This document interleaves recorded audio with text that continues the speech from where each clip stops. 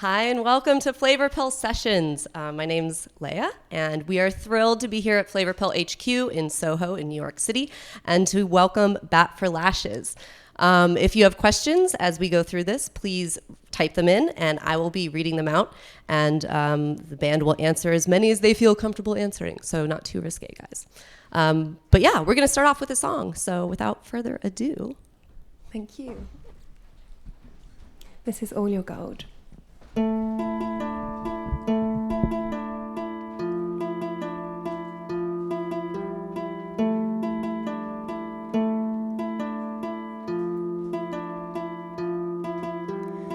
Never see a big church steeple when I call you on the phone. Never feel the rush of angels when we stay up late alone. Never whisper you a great love story, only scream and cry and moan. But you're a good man, but you're a good man. I keep telling myself to just let go. Oh, let go of the one who took all your gold. I get home and there's a love note waiting, but only he is here tonight. And the words, the promises you're making only echo all his lies. And for every sweet nothing you whisper, why is goodbye my reply? 'Cause you're a good man, 'cause you're a good man. I keep telling myself to just let go. There was someone that I knew before, a heart from the past that I cannot forget. I let him take all my gold and hurt me so bad. But now for you, I have nothing left of all my gold. It's turned my heart black.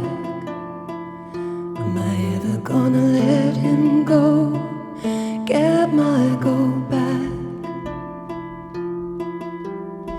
And today I was a dead girl walking, city light burned through the tears.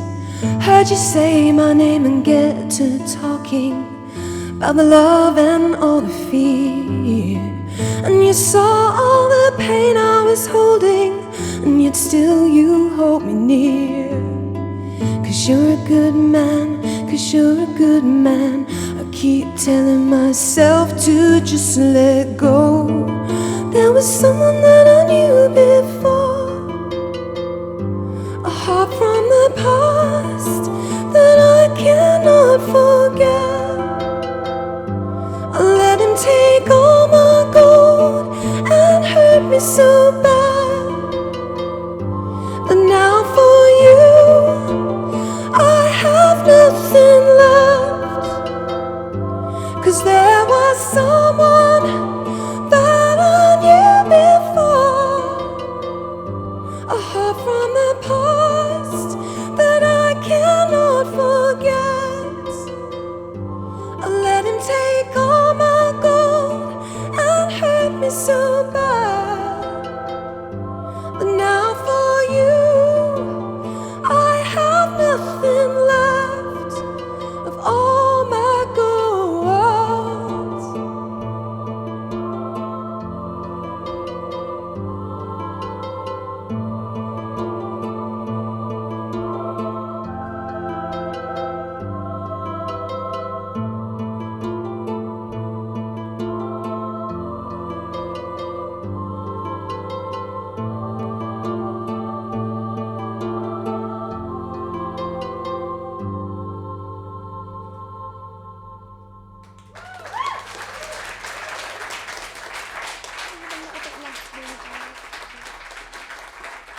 Thank you very much. Yay, question Yay. time. Okay, Mia wants to know what song in The Haunted Man is closest to your heart. Oh goodness. I started off with all the easy ones. Yeah. I go through different ones, but I think it's probably like a mixture of Lilies and Marilyn. I think Lilies because it was the first one I wrote, and there's a whole bit in it that says "Thank God I'm alive," and it was because I got some inspiration at last, and started the record with that. And then Marilyn just because it's quite romantic, and makes me feel mushy, which is nice. Nice. Also from The Haunting Man, Ariel asks, she says she loves the new song Daphne from the album and wants to know the meaning there. Well, Daphne was a song that didn't make it on the record, like the final cut, but it's come out as kind of an extra. And it's a song about my grandmother, my nan, and her relationship with my granddad, and when he went away to war, what happened. So it's actually quite a haunting, dark song, but I like it. Brian asks, what are you whispering at the start of Priscilla? Or is it a secret? It's a secret. Fair enough. Are you going to be touring the States anytime soon? Asks Claire. Yes. Well, we're not doing an East Coast tour just yet, so this week I'm here doing some stuff, but we're touring in April, doing a West Coast tour, and I think we're playing Coachella. Ooh, are you doing any South by dates by any chance? Not that I know of, but maybe. Just drop by. I like it there. Yeah, it's super fun. Yeah. Lacey Chenault Brooks wants to know if you consider yourself a feminist. Meaty questions. I think it's a heavy question. I do in certain respects, and not in others. But I just think being a powerful woman and expressing all of your beauty in all different ways is a good thing to do. So I don't know if that's feminism, but I like it. Yeah. Here's an easier one. Vince wants to know what's your favorite thing to do in your free time? Oh, goodness. At the moment, it's pottering about in my new house because I just got a little house, and buying blankets and linen. I'm so rock and roll.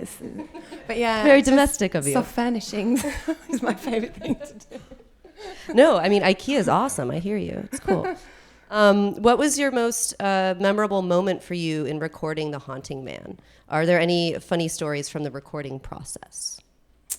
Well, when we did The Haunted Man, the actual song from the album, that song, we were in Perugia in northern Italy, and Ben was part of the male choir that we recorded out there, and one of the experiments was to project the male choir across a canyon and out of a huge amp, and then all the male voices kind of hit the other side of the valley and came back, and we recorded the slapback delay. That was quite interesting, wasn't it? It sounded great. So, because the song's also about soldiers coming home from war, there was like a definite vibe of like men coming over the hills. So that was interesting. All right, this is a very technical musician question that I hope I don't mess up. John Clark asks, do you use the Yamaha QY70 or QY100 or both? Well, I started off with the QY70, which has great sounds. Basically, it's like a sequencer with, it has 8 tracks in it and thousands of sounds, and I use it all the time. I wrote Daniel on it, and All Your Gold we just played, I wrote on that, and you can do beats and bass lines and strings, whatever you want. So the QY70 was an older version, and he's very into his QYs, obviously, because the QY100 is the modern one, which I don't like the sounds as much, but I do use both, so that's the answer. All right. The geeky answer. And one more in the same vein, Pete Delaney asks, what is the make/model of your digital auto field recorder? He has a Zoom H2, but is thinking of replacing it. We use one with the speakers that go like that, but I can't remember which one it is. Do you know? I think it's a Yamaha as well. Yeah, I don't know. I'm so sorry. But the Yamaha, I think we've got a Yamaha field recorder, and it's really good. It picks up like, whatever is around. Well, there you go, Pete. Sorry, Pete. I'm not nerdy enough for you. Okay, let's do a couple more and then we'll do a song. Yeah. Okay. Leanne asks, who are some people who you have gotten starstruck around? I think very early on we played a show in London when it was just on the first record, and Bjork came to the show, and she came backstage afterwards to say hello, and for me that was like, I was so starstruck, I can't even say it. And so I just tried to be really cool and just be like, yeah, you're my friend, Bjork's here, it's fine, it's totally fine. And I just ended up saying something really weird, and we had this really awkward interaction, but I was amazed. Aren't most interactions with Bjork a little awkward, though? I don't know. She seemed really sweet, but I was just, I was overwhelmed. But I don't think really anyone else yet. Yet. All right. And then Carl asks, what is your favorite song to play live? Oh my goodness. I suppose, oh gosh, I don't know. Well, we've been really enjoying the new tour, and I think all of the songs have really grown from how they are on the album. They're much more bombastic and like dramatic, and there's one of the songs where I hold up like an old transistor radio and there's a choral part comes through it. That's quite theatrical. But I enjoy playing all of them live, and it changes every night depending on how your night's been, what the audience are like, and Daniel's always good at the end because everybody dances and hugs each other and it's lovely. So, but yeah, it changes. Cool. All right. Let you play another. Okay. So this is called Lumen. It's another one that didn't make it on the record, but.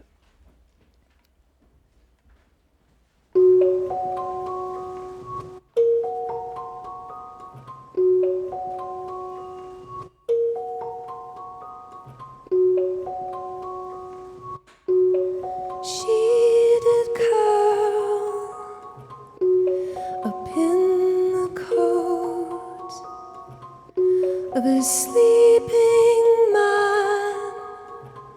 He reached inside her dress, a glowing tear spilled on them both, on a lighthouse beams it softly spoke. Lumen, lumen, lumen, I'll see you again.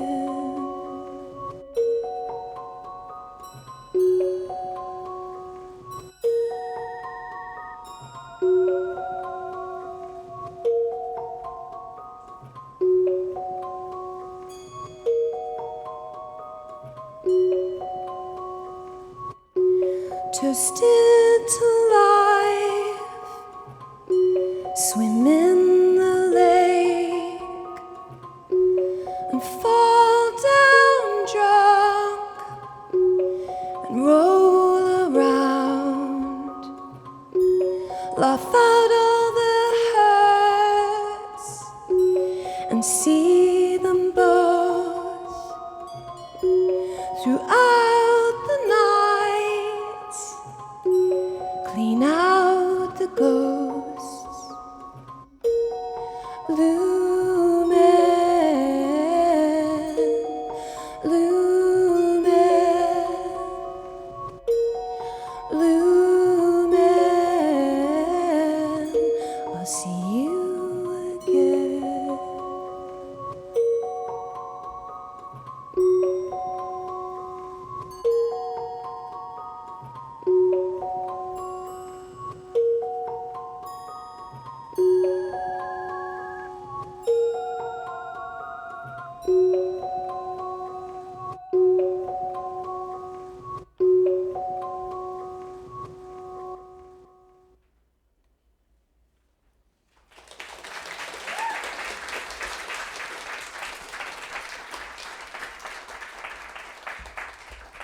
And we're back. Okay, Phil Hammond says, "Hi, Natasha. A very direct question. What actually inspires you?" Mine is humans, Thundercats, and Thunder and Cats. I know Thundercats would have been a great inspiration, and really well written comedy. What's yours? Well, Chitara from the Thundercats is a massive inspiration. Oh my goodness. Ugh. I think mostly I'd say it's visual stuff, so films, and I love films and photographers, and I like reading books. I like studying and getting obsessed with things. So, and yeah, whenever I'm making an album, I'll keep a sketchbook of stuff and just draw things and find imagery, and I don't know, it's just like do you tend to have world. So you don't tend to have, like, say, a very narrow focus when you're gathering inspiration for a new album or a new song, or is it like wide open? I think initially it starts big and I just chuck everything in my book, and then as you go through the books you notice that they start to gel down into something. And I think each album for me is has a landscape or is a place with people and different landscapes and things that make sense to it. So my inspiration at any given time is that album's landscape and the place it's set, I suppose. Leanne asks, would you ever consider releasing an album with just B-sides and covers? I've definitely thought about that, because for this album alone I think I wrote like 50 songs, and wow. There's so many bits and bobs that are sitting waiting for the light of day, and I think over 3 albums there's probably enough to put something out. And also it's really funny listening to the demos compared to the final thing, because so much work goes in. It's like a sketch compared to the oil painting or something, and I think that's can be interesting as well. Totally. Todd asks, what is your favorite song to cover, or songs? Well, yesterday I was doing a radio show and they asked me for like a song pick, and I chose Talking Heads' This Must Be the Place, because it's so happy and all about moving into a beautiful place, and so that might be something I would cover at some point. It gave me an idea. But my favourite thing to cover, I think I've done a lot of men's songs, like I like Lou Reed and Bruce Springsteen and Neil Young and things like that, so I quite like taking the female perspective on a man's song. Yeah. Julian asks, do you have any advice for musicians with writer's block / me? What do you find helps you when you feel stuck creatively? I feel him. It's horrible. And I think the advice that I got was do anything creative you can except for music. I mean, if you're stuck on music, or if it's writing, do music. Or if it's, whatever, draw or dance or do some kind of creative thing. But it doesn't necessarily have to be the one thing that you have all the pressure on your shoulders for, because I think if you just keep chipping away at that and nothing's happening, you just feel like dying. It's so depressing. That's heavy. Okay. Not literally dying, but so yeah, just do some other fun thing. Have fun with it. Yeah. Amy asks, what other artists are you currently listening to? I saw an amazing woman called Angel Olsen who she did a show in LA last week when I was there, and she plays electric guitar and sings in the most incredible way. Someone described her as a mixture between Karen Dalton and Roy Orbison. I don't know if anyone knows who Karen Dalton is, but so who's Karen Dalton? So Karen Dalton's a folk singer from, I guess, the 60s, 70s, and she has the most incredible, soulful, broken, husky, deep voice, and she played with guitar, and her lyrics are amazing. So this woman, she's young and she feels like the real deal, like Leonard Cohen or something. I was really inspired, so check her out. Awesome. Billy asks, are there any special rituals to take care of your voice and keep it sounding so beautiful and haunting? Well, there's a lady over there that would know about that, who makes me beautiful sage tea, and I have candles, and sometimes steams help, Because when you're travelling a lot and you're in the aeroplane all the time, it gets very dry throat, and so you have to look after it. So yeah, there's just some comforting things. Yeah, I end up getting sick every time I fly, yeah. so I don't know. There's a lot of flying in this job. Yeah. Yeah. Who have you seen live that recently inspired you? I guess, but besides the artist you just mentioned. Goodness me, who have I seen live? I saw. Well, it's difficult because I've been working so much, but over the summer we did some tours with M83 and I thought they were amazing. They had a really good light show and it was very dramatic entrance, like all the lasers and stuff. That was good. And then who else? There's a British band called Racehorses who supported us on tour, and the lead singer likes wearing velvet catsuits, so I was a bit jealous of his velvet catsuits. And dungarees and stuff, white dungarees with nothing underneath, which was quite sexy, actually. So apart from his outfit, the music was great as well. So yeah, the racehorses were good as well. Cool. Bort asks, what's your favourite spot in Brighton? It's definitely the sea. And I really miss it because I used to live, when I came out my door, you could see it every day. And it's really good to go down in a storm or when it's really windy and just scream at the sea. We sometimes go and do that, me and my friend. And so I miss that, and there's some great restaurants and vinyl shops and vintage shops there too. Okay, 2 Radiohead questions. Alejandro asks, how was your experience as a support artist for Radiohead, and do you have an anecdote from that? The experience was, I was just thinking of a funny anecdote. I don't know if I should say, but I will. So, but the actual tour itself was one of the best 3 weeks of my, the best 3 weeks of my musical life, because they were doing the In Rainbows tour, and we were doing it around all the most incredible amphitheatres and beautiful places in Europe. And I just, every night we'd go up, stand on the side with a beer after we'd finished playing, and just watch them play for 2 hours every night, all different songs, and cry every day. It was great. My anecdote was that I saw Tom York walking down the hallway when he was about to go on, and I was like, oh, I really love your pyjama bottoms. They're so cool. Like, you must be really comfortable. And he was like, these are my red jeans that I'm wearing on stage tonight. I was like, oh... Sorry. Your jeans are really cool. It looks great. Related, not to pajama bottoms, but to Tom York. Brian Carpenter asks if Radiohead or Tom York has ever asked you to collaborate, and if not, then who would be your dream to collaborate with? I haven't been asked to collaborate with, for shame, unfortunately. Who would be my dream? Oh, I have no idea at the moment. I think one of my dreams was Scott Walker, and I got to do that, so that was amazing. And then on my first album, Josh T. Pearson, because I loved his record so much. So I think with each one, if there's someone that's particularly apt for that record, it just pops into my mind. I wouldn't mind singing with Robert Smith one day, because I think his voice is amazing, and that would be really good. Cool. All right, well, let's hear another song. Okay. All right, We're just going to move some stuff around.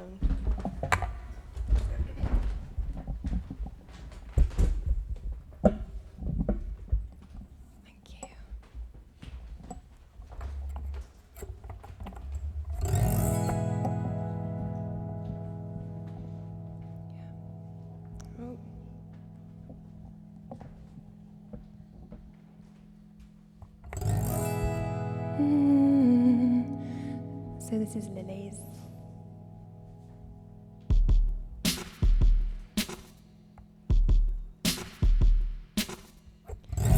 Again tonight I sang a song, a prayer if you will,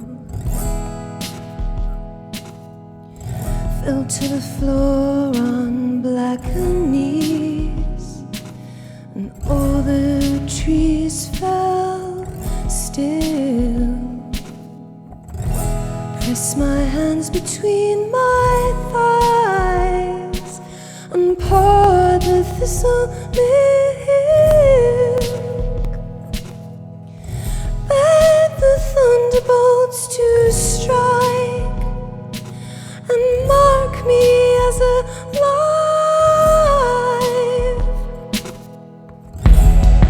Oh, the lilies on the hill.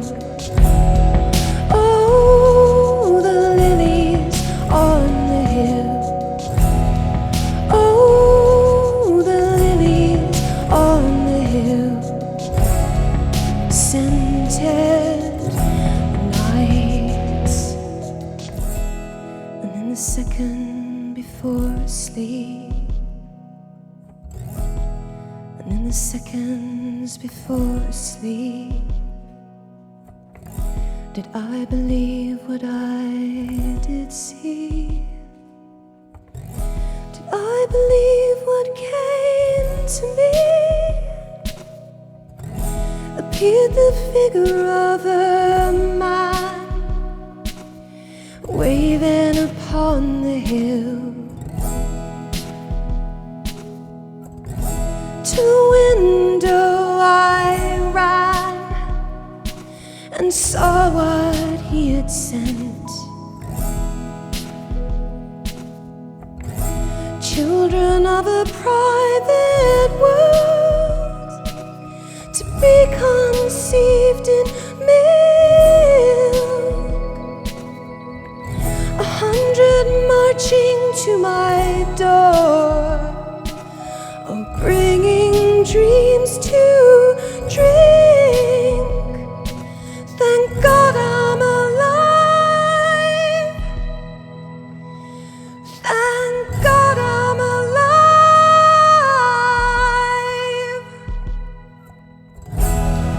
Oh, the lilies on the hill.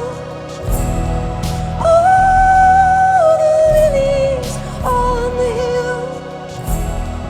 Oh, the lilies on the hill. Scented nights.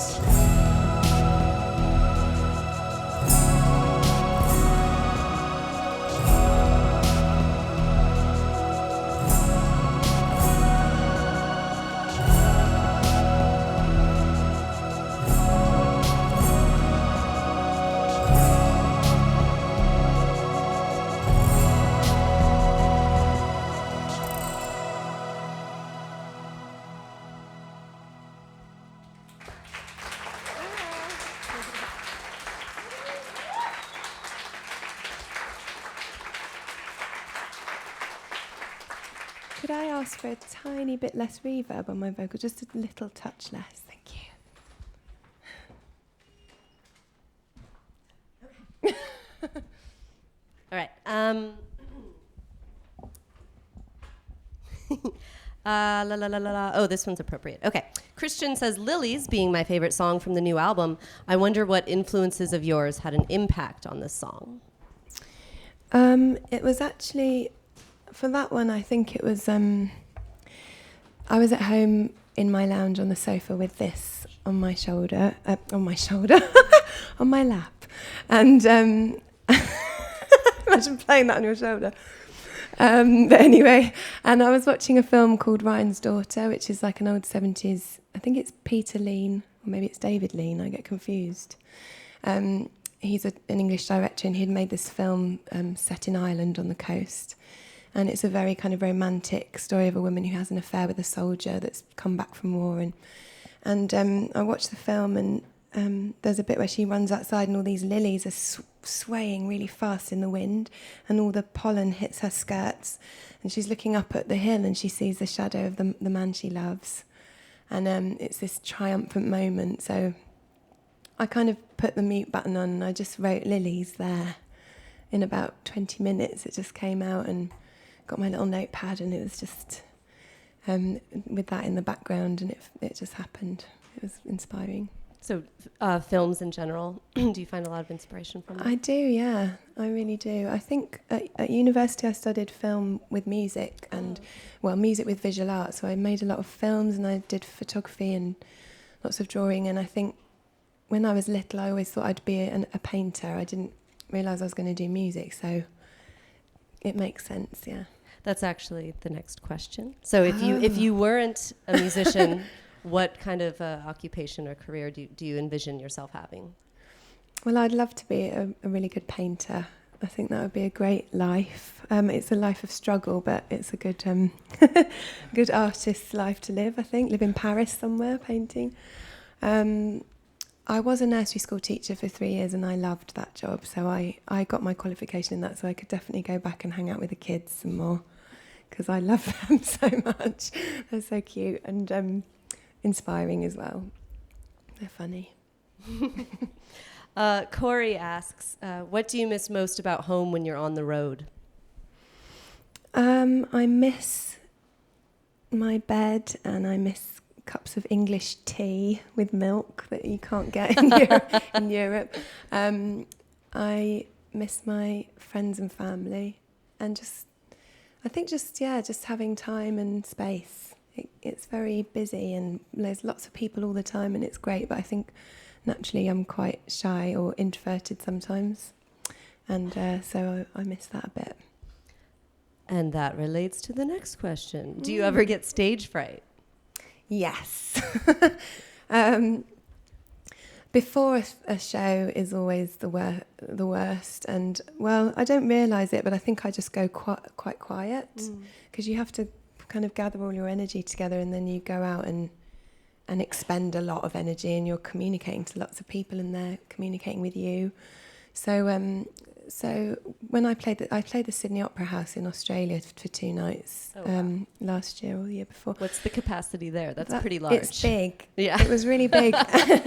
And we did a full show and then we had a section with just a string quartet and me singing with them in front of all these people, and I was wearing a proper gown and it was so like smart and everything. So that for me was really scary because that's a special place to play. Yeah. So do you prefer intimate shows or the big festivals or huge venues? I like all of them for different reasons. Intimate things like this are nerve-wracking because you can see everyone's faces, but then it becomes quite cosy and nice if it's going all right. Do you think it's going all right? I hope so. Yeah. I think it is too. It's okay. Tom asks, what's the funniest thing that has happened to you while you were performing on stage? I don't know if it's funny, but one of the shows quite a lot of the time little kids come to the show. And what's funny is seeing their faces at the front, like if they're 6 or 7 or 9, at that kind of age, they're just like... And then even if you wave at them, I remember like trying to give a tambourine to a child once, they're just like, no, mummy, no, just terrified. So that can be quite funny. Poor thing, traumatised for life now. Came to my show. Wonder you gave up teaching. Mike asks, what producers did you work with on the new album? Producer or producers? Well, I worked with... it was produced by me, David Costin and Dan Carey. David Costin I've worked with on the first 2 albums, and he's a trusted friend and he's brilliant. And then Dan Carey we brought in at the end of the last album just to he sort of did some amazing beat programming and things like that on All Your Gold, and he played like guitar, and we just kind of added finishing touches together with him, and it was good. Harry asks, when you're on tour in the bus, what do you do to pass the time? Watch Breaking Bad. That's that is my definite and final answer. It's the best thing to do.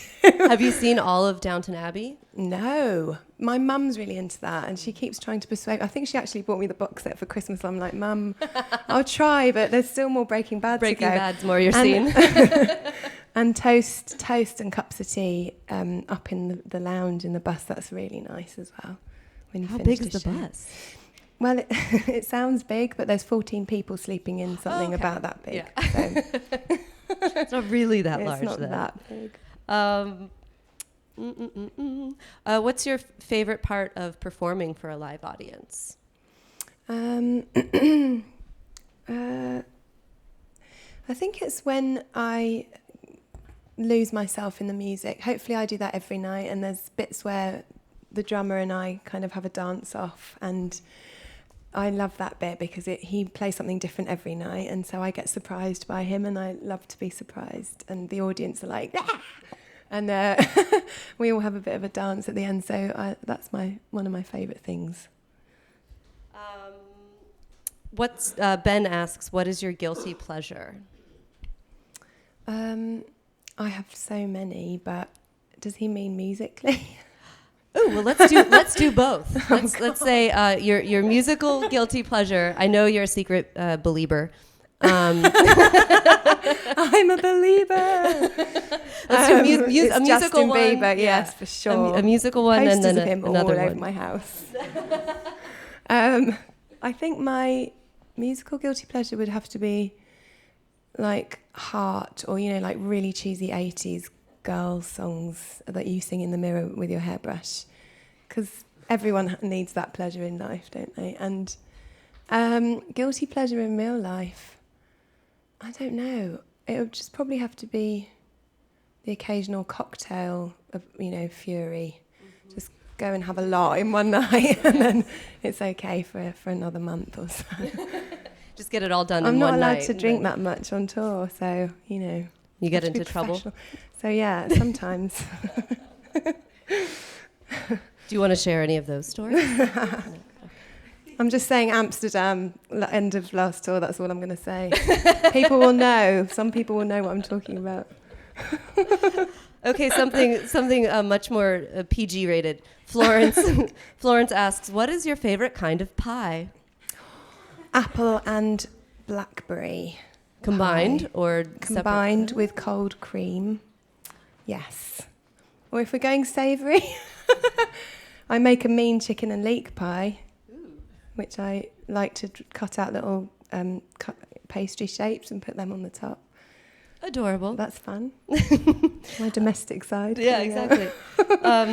Pete says, I read somewhere that Fur and Gold was going to be made into a film or musical production.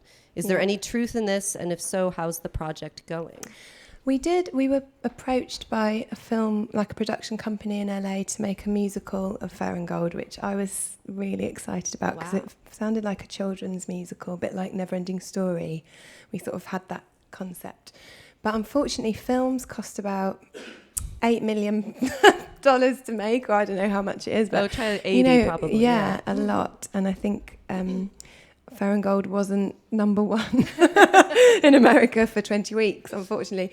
But so it's just been kind of shelved. But at some point, I should make a psychedelic children's film of all the albums combined. Totally. I think. Yeah. Yes. Andrew says, I read somewhere, more hearsay, but we'll go with it, that Daniel was inspired by Ralph Macchio's character in The Karate Kid. Is that true? Well, it is true. It's kind of mainly about my first ever boyfriend, and like when you're a teenager in love and you grow up in the same place and everything, then you have to move away and become your own person. So it's about that. But visually, I was imagining Daniel as like a really good symbol because I had such a crush on him when I was younger and I watched Karate Kid all the time. And so I didn't want to use my boyfriend's name, so I thought Daniel would be a great counterpart name. And it is because of Ralph, yes. And Ralph... we're first name terms. He actually he was asked about it, and he said that I read that he was really flattered and excited. So that was a great moment for me. Andrew also asks whether Laura was inspired at all by Twin Peaks' Laura Palmer. Lots of people have asked me that, and I'm not going to say that if you want it to be, then that's great. it's inspired by something much more personal for me, but I think there's lots of Lauras in the world in all different guises, and so yeah, I'm going to leave it open. So however it resonates with you as a listener. It's good. All right. Ken asks, what is your favorite venue that you have played in?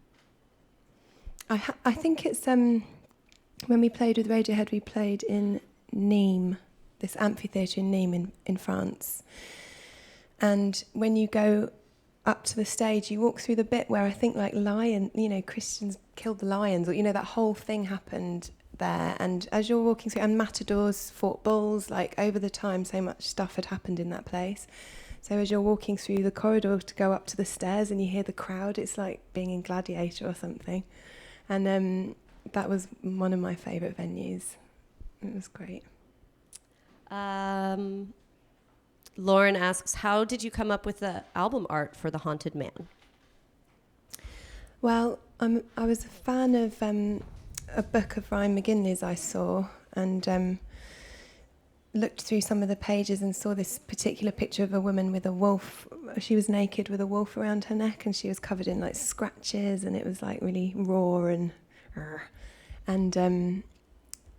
I just remember being really struck by that, and was talking to my friend about it, and I was like, I really love that image. I'd love to do something with that, and kind of brainstorming. And in the end, it just seemed really right that it would be a man, because the whole album was about relationships and ghosts from the past and burdens that you're carrying that you want to let go of and things like that. So we approached Ryan McGinley, and I sort of said, I've got this idea based on one of your photographs.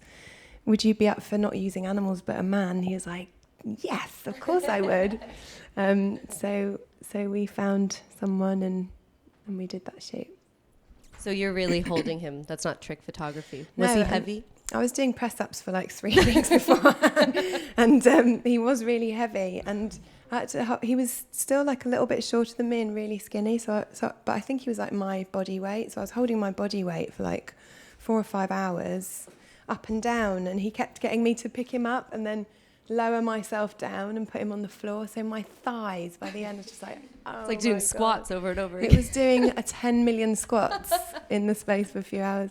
And it was good, because in the end I was tired, I was sweating. It was a struggle. Mm-hmm. And I think that definitely comes across in the image. Like, I've worked for it. Yeah.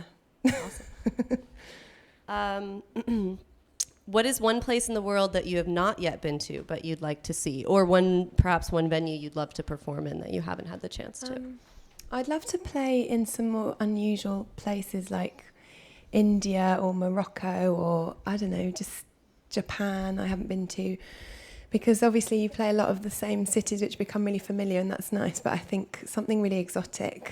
Just watching like the George Harrison documentary in Morocco, and like bands used to go out and do mad things and just off the cuff, wouldn't they? Just be in the desert somewhere playing a gig. And so I think it would be fun to do that.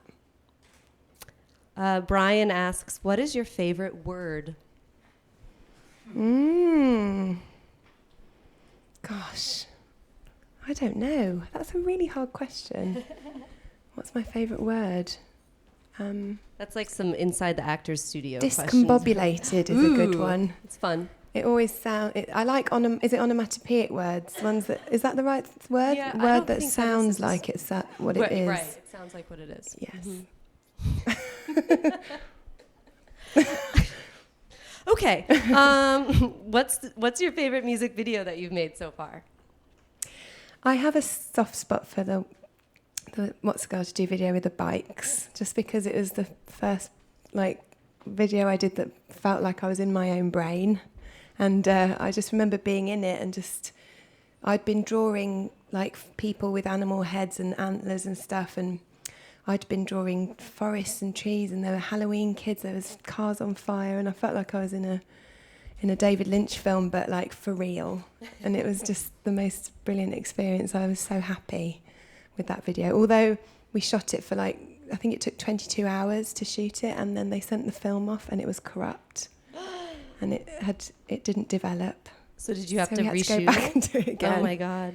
Yeah. But it was worth it in the end. I think I know the answer to this already, but Christian wants to know if you're a big fan of The Cure. Of course. Yes. And what's your favorite Cure song?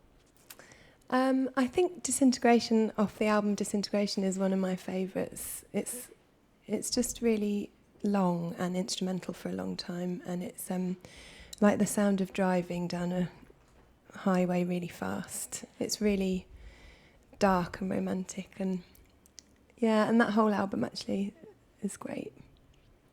Okay. I think we'll do a couple more questions, and then we'll close out with a song. Okay. Okay. And another foodie question from Keith Butler. What's your favorite dessert? Besides the apple blackberry pie. How many desserts am I supposed to eat in my life? Especially in New York, they do really nice sticky toffee pudding with caramel sauce. Is that like date and toffee pudding or something? Every time English, I come to New York, York, it's like I'm experiencing that. So I like that. I just wanted some water. Is there any water? Oh, thank you. Thanks. There's people pointing at me. I'm like. What's your favorite book? Oh goodness. I think a staple that I've been reading for years is Women Who Run with the Wolves.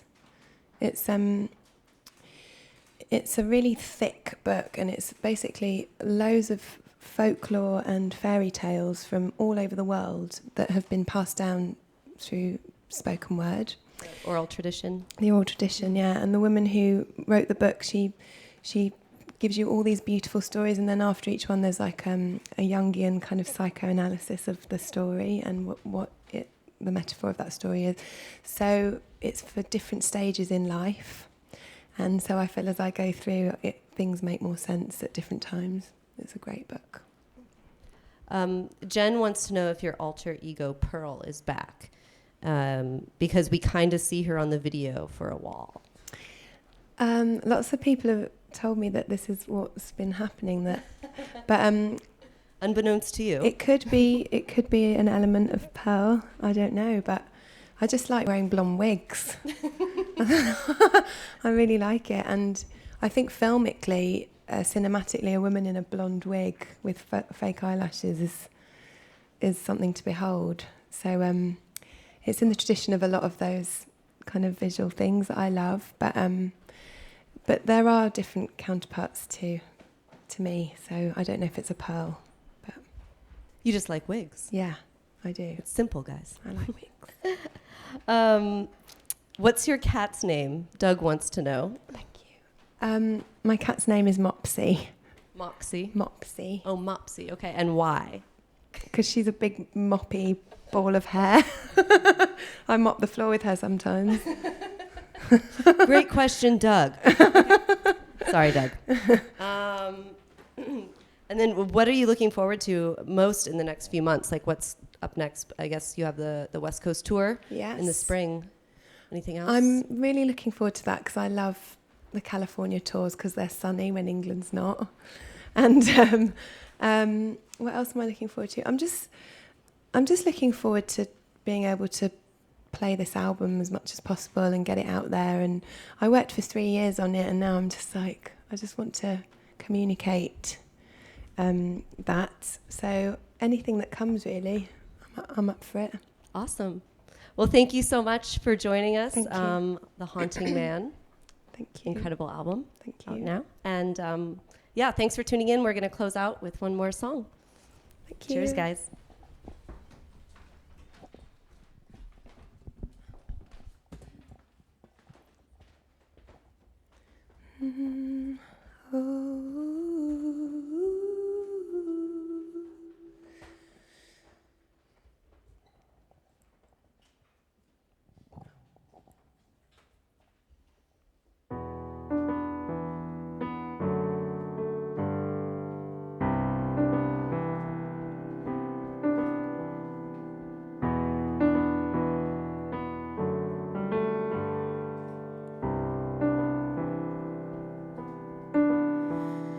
You say that they've all left you behind.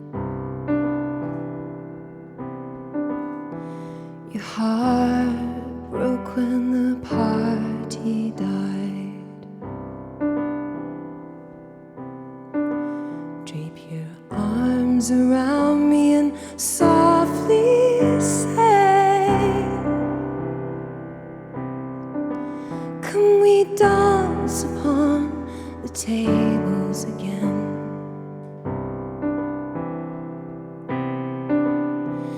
When your smile is so wide and your heels are so high, you can't cry. Get your glad rags on and let's sing along to that lonely song. You're the train that crashed my heart. You're the glitter in the dark. Ooh, Laura, you're more than a superstar.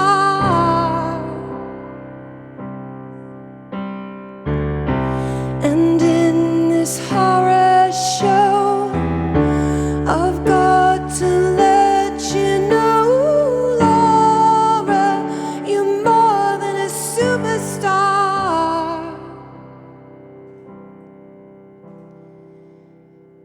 You say that you're stuck in a pale blue dream,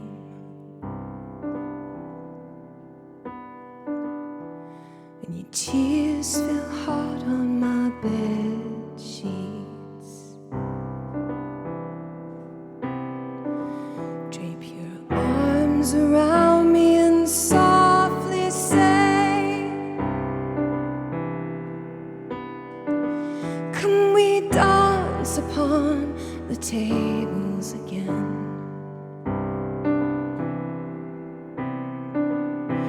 When your smile is so wide and your heels are so high, you can't cry. Get your glad rags on and let's sing along to that lonely song. You're the train that crashed my heart. You're the glitter in the dark. Ooh, Laura, you're more than a superstar.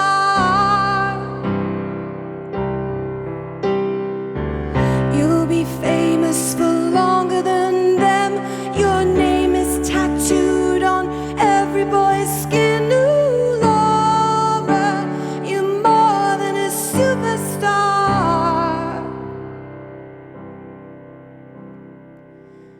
Ooh, ooh, ooh,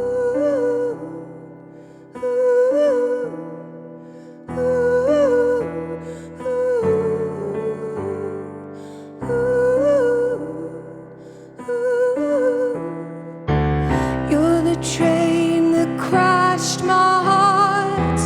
You're the glitter in the dark. Ooh, Laura, you're more than a superstar. And in this old horror show, I've got to tell